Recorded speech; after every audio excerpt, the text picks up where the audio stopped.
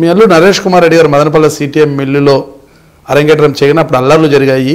అల్లర్లలో భాగంగా మీరు ఎప్పుడైతే అక్కడ తలదూర్చారో ఆ తర్వాతనే ఇద్దరిని కూడా హత్య చేయడం జరిగింది అక్కడ. అంటే ఆ తర్వాతనే మొత్తం కూడా సిటిఎం మిల్లు అంతా మిల్లు మొత్తం కూడా మీ అల్లుడే నరేష్ కుమార్ రెడ్డి చేతికి పగ్గాలు అందివ్వడం జరిగింది అనేది కూడా అప్పట్లో విమర్శలు వచ్చాయి. టోటల్గా పిక్చర్ని రివర్స్ చేస్తున్నారు.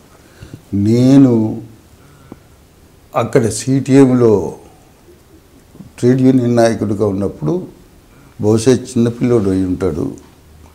వాళ్ళ నాయన మేనేజ్మెంట్ తరఫు ఉండేవాడు. మీరు నా అల్లునికి నేను అప్పచెప్పినాను అంటున్నారు. మేనేజ్మెంట్ తరఫున మీడియేటర్గా ఉండేవాడు ఆయన. అట్లా జరిగిపోయింది. ఆఖరుకు వాళ్ళ మేనేజ్మెంట్లో వచ్చిన కొన్ని ఇబ్బందులతో మూత వేసుకోవాల్సిన దశకు వచ్చింది. మూత వేసుకోవాల్సిన దశలో కూడా మేనేజ్మెంట్తో టాక్స్ జరిగినాయి. బెంగళూరులో వాళ్ళు ఉంటే పోయి జరిపినాము. అప్పుడేమిటంటే ఈ ఎక్స్ట్రీమిస్టులు యూనియన్ను క్యాప్చర్ చేసుకోవాలా అనేది. ఎందుకంటే నాకు వాళ్ళకు తేడా వచ్చింది. దేనికి వచ్చిందంటే మిల్లు ఏ పరిస్థితుల్లో ఉంది అనేది వాళ్ళ బ్యాలెన్స్ షీట్ ద్వారా నాకు అర్థం చేసుకునే అనుభవం ఉంది. దాంతో ఇది ఇంకా గడ్డన పడే పరిస్థితుల్లో లేదు. జీతాలు హై స్థాయికి పెరిగిపోయినాయి అనే దాంట్లో సరే వాళ్ళు ఏమన్నారు, జీతాలు తగ్గించుకోమని అడిగినారు.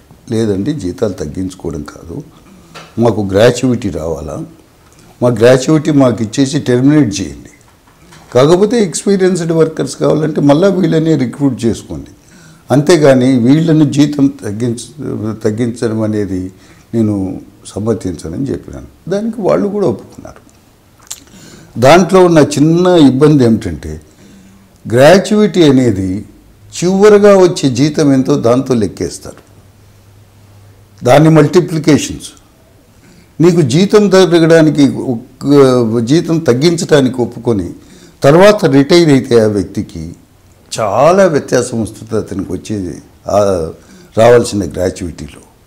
అందువల్ల మొత్తం మీద ఆలోచించినప్పుడు కొన్ని కోట్లు నష్టమవుతుంది ఆ రోజుల్లోనే. దాదాపు 20 ఏళ్ళ క్రిందట మాట నేను చెప్పేది. అందువల్ల నేను దానికి గ్రాట్యుయిటీకే ప్రిఫర్ చేసినాను. మీరు మాకు టెర్మినేట్ చేసి గ్రాట్యుయిటీ ఇవ్వండి అని.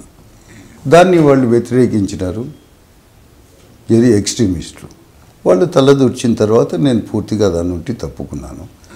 ఆ సందర్భంగా జరిగినాయి కానీ అసలు అప్పటికి నేను అక్కడ లేను, పోగా బయట కూడా లేను. నేను అప్పటికి ఇంకో కేసులో నేను హైదరాబాద్ జైల్లో ఉన్నాను. ఆ టైంలో జరిగింది.